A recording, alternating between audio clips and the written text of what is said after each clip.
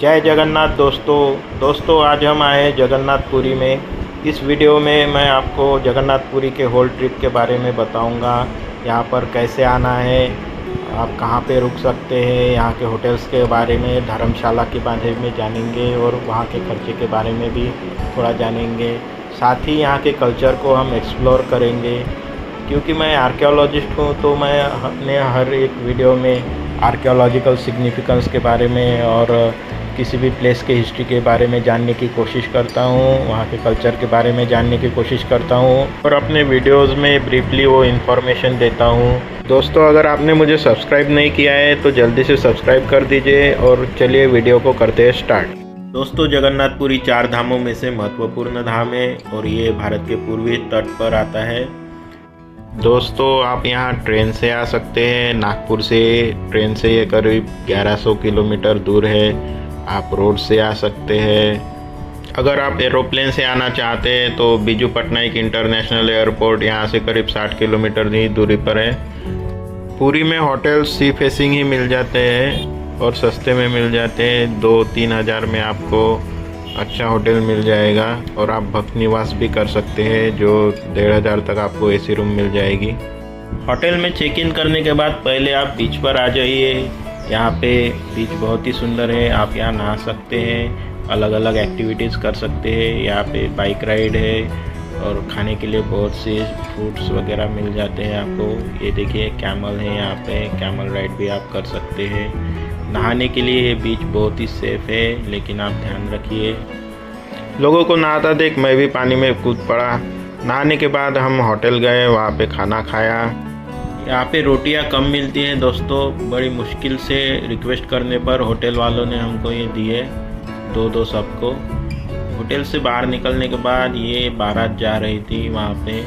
ये आगे दूल्हा जा रहा है, पीछे उसके बाराती गाड़ियों में जा रहे हैं, आप देख सकते हैं। ये पीछे ऑटो में कुछ बाराती बैठी है, लड़कियां हैं, अपने लोकल वेशभूषा में बैठी हैं, आप देख सकते हैं। शाम के करीब 4 बजे हम निकल पड़े जगन्नाथ जी के दर्शन के लिए। शाम का वक्त था, हमने ऑटो बुक कर लिया।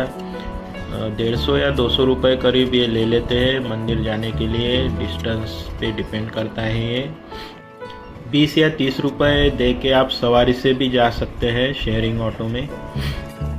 कुछ रीजंस की वजह से मेन रोड बंद था तो ऑटो वाले ने हमको ये अंदर के रास्ते से लेके गया मंदिर के लिए। हमने उसको सिंहद्वार के लिए बोला था। लोकल ऑटो वगैरह करना हो तो आप पहले से ही उनको पैसे के बारे में, फेयर के बारे में बता दीजिए, कितना लेंगे, क्या लेंगे, पहले ही तय कर लीजिए और बाद में ऑटो कीजिए। हर जगह की तरह यहाँ पर भी ऑटो वाले लूटपाट मचाते हैं, ऐसा मैंने देखा है। और इसके बाद हम पहुँच गए मंदिर। दोस्तों ये देखिए मंदिर है, ये है सिंहद्वार जगन्नाथपुरी का। यहाँ पे मोबाइल लेना अलाउड नहीं है, तो आप यहाँ पे जहाँ पे चप्पल उतारते हैं वहाँ पे आप अपना मोबाइल रख सकते हैं। उसकी आप रिसिप्ट ले लीजिए और जब आप वापस आएंगे मंदिर से तो आपको वो वापस दे देगा। ये आगे जो पिलर आप देख रहे हैं मंदिर के आगे, वो नागपुर के रघुजी भोसले प्रथम ने लगवाया था। अपने बंगाल एक्सपीडिशन के दौरान उन्होंने उड़ीसा को 1751 में बंगाल के नवाब से लिबरेट किया था। उड़ीसा मराठों के पास आने के बाद उन्होंने बंद पड़े मंदिर को फिर से शुरू किया। मुगल काल से इस मंदिर की दुर्दशा हुई थी। उन्होंने फिर से बंद पड़ी रथ यात्रा शुरू की, डेली रिचुअल्स मंदिर में स्टार्ट किए। उन्होंने मंदिर के रोज़ाना खर्चे के लिए 22 गांव का रेवेन्यू मंदिर को नाम कर दिया था। यहाँ तक कि इस मंदिर को आने के लिए रघुजी भोसले प्रथम ने उर्वरित भारत को यहाँ जोड़ा था ताकि लोग श्रद्धालु यहाँ पे आ सके। इसके अलावा उनकी माँ चिमनाबाई ने ही यहाँ पे मोहन भोग को इंट्रोड्यूस किया था। हर शाम 5 बजे यहाँ पे ध्वज परिवर्तन सेरेमनी होती है, जहाँ पे ध्वज चेंज किया जाता है। समर में ये टाइमिंग 6 बजे होता है और विंटर में 5 बजे। जिनको भी देखना होता है वो लोग यहाँ पे बाजू में भीड़ जमा हो जाती है देखने के लिए। मंदिर से बाहर निकलने को हमें शाम हो गई। ये देखिए पूरा अंधेरा हो गया है। करीब 8-9 बज गए थे शाम के। हमने अंदर ही खाना खाया। आप भी कभी जाए तो अंदर ही खाना खाइए, वहाँ पे अच्छा प्रसाद मिल जाता है। मंदिर से वापस आने के बाद मैं फिर से समुद्र किनारे गया। होटल के सामने ही समुंदर था, तो हम पैदल ही वहाँ पे जा सकते हैं। बहुत ही सुकून भरा माहौल था वहाँ पे। मैंने मंदिर से कुछ प्रसाद लिया था और एक शंख लिया था ऑफिस कलीग के लिए, और एक जगन्नाथ जी की मूर्ति ली थी। वो सब लेके मैं वहाँ पे बैठा था और पता नहीं क्यों मुझे ध्यान करने का मन हुआ, तो मैंने ध्यान किया। तभी उसी वक्त कुछ कुत्ते आके वो प्रसाद उठा के ले गए। दोस्तों, लगता है कि जगन्नाथ जी की इच्छा नहीं थी कि मेरे साथ वो नागपुर में आए, इसलिए वो मूर्ति भी चली गई। मैंने वो प्रसाद ऑफिस वालों के लिए लिया था, लेकिन ऑफिस वालों के नसीब में शायद वो जगन्नाथ जी का प्रसाद नहीं था, इसलिए वो कुत्ते उठा के ले गए। और जो शंख मैंने वो ऑफिस कलीग के लिए लिया था वो भी समुंदर में चला गया। तो जहाँ से वो शंख आया था वही चला गया। तो शायद नेचर का कहना है कि वह कोई भी चीज़ हो, नेचर से जहाँ बिलोंग करती है वही रहनी चाहिए, इसलिए वो शंख भी समुंदर में चला गया। तो ऐसा मेरा ये दिन रहा दोस्तों। दूसरे दिन सुबह जल्दी उठकर ही हम कोणार्क सूर्य मंदिर के लिए निकल पड़े। कोणार्क सूर्य मंदिर यहाँ से करीब 30 किलोमीटर दूरी पर है, 30 या 35 लगभग। सन टेम्पल जाते वक्त रास्ते में हमें एक खूबसूरत सा बीच दिखाई पड़ता है। इस बीच का नाम है चंद्रभागा बीच। कहते हैं कि कृष्ण के लड़के सामने यहाँ तपश्चर्या की थी। इस बीच की खासियत यह है कि यहाँ पे सनराइज़ और सनसेट बहुत ही खूबसूरत दिखाई पड़ता है, लेकिन यहाँ पहुँचने में हमें थोड़ी देरी हो गई, इसलिए हमारा सनराइज़ का मोमेंट तो मिस हो गया।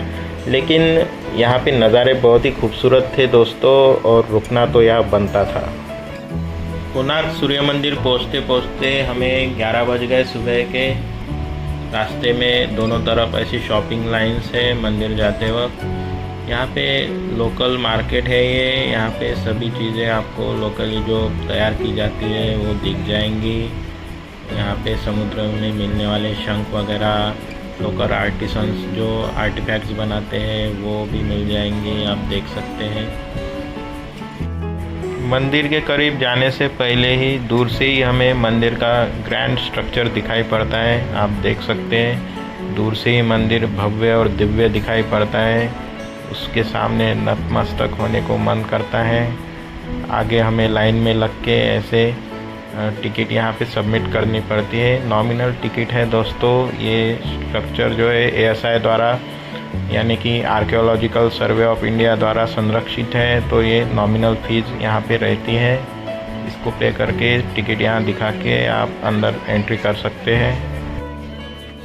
दोस्तों, एंट्री करने के बाद आगे जो हमें स्ट्रक्चर दिख रहा है ये नट मंडपा है, यानी कि डांसिंग हॉल। ये ऊपर का छत इसका टूटा हुआ है, सिर्फ पिलर ही आज बचे हैं। और इसके आगे शेर की प्रतिमाएं दिख रही है आपको। स्टाइलिश फॉर्म में ये शेर बने हुए हैं, और इन्होंने एक हाथी को अपने नीचे दबाया हुआ है। मूर्तिकार यहाँ पर राजा को शेर के माध्यम से दिखा रहा है, जिसने मंदिर बनवाया है। और जो नीचे दिया हुआ हाथी है, जकड़ा हुआ है, वो एक हारा हुआ राजा है, जिस पर आधिपत्य इसने स्थापन किया है।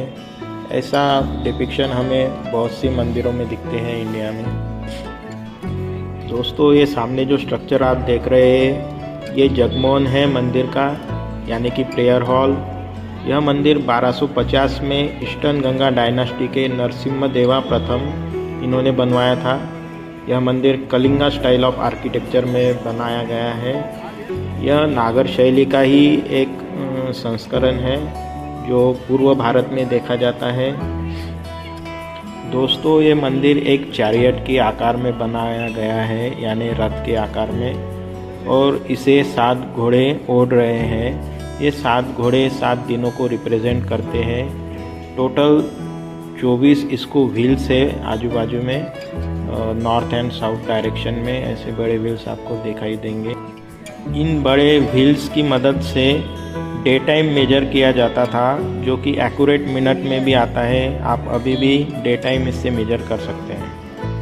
यह है इसका जगमोहन का एंट्री गेट, जो कि अब रेत से पूरा भरा हुआ है ताकि ये गिर ना जाए। Konark sun temple is not just an architectural marvel but also a symbol of India's rich cultural and scientific heritage। दोस्तों, आप देखिए, इस व्हील के जरिए ये डे टाइम मेजर करते थे 13वीं सदी में। तो ये एस्ट्रोनॉमिकली कितने आगे थे हमारे पूर्वज, आप अंदाज़ा लगा सकते हैं।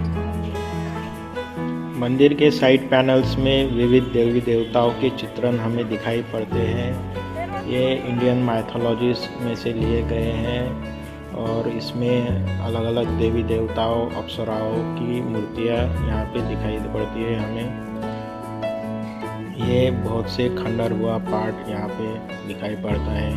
मेन जो सैंक्टम है दोस्तों, ये जगमोहन के पीछे था, जो कि अब नहीं है, वो पूरा ढह गया है। वो आप इस डिपिक्शन में देख सकते हैं। इसे मैंने AI से क्रिएट किया हुआ है आपको ये दिखाने के लिए।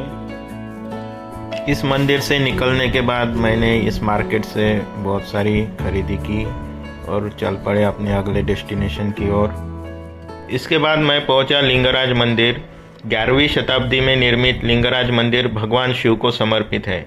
भुवनेश्वर का ये सबसे बड़ा मंदिर है।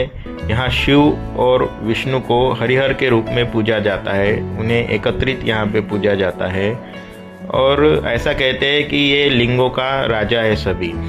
और जब तक आप यहाँ दर्शन नहीं कर लेते, बाकी ज्योतिर्लिंगों का आपको फलित नहीं मिलेगा। तो आप यहाँ ज़रूर दर्शन करने आइए दोस्तों। भुवनेश्वर से वापस आते वक्त ये बीच में एक मंदिर पड़ता है साक्षी गोपाल करके। हम यहाँ पर भी आ गए दर्शन के लिए। ये कृष्ण को समर्पित है ये मंदिर।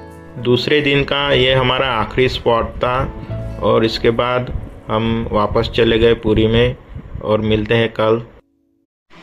दोस्तों, सफ़र के तीसरे दिन हम निकल पड़े चिल्का लेक को एक्सप्लोर करने के लिए। वहाँ का पॉइंट है सातपाड़ा, वहीं पे हमें पहुँचना होगा। वहीं से बोट निकलती है डॉल्फिन की सफारी के लिए।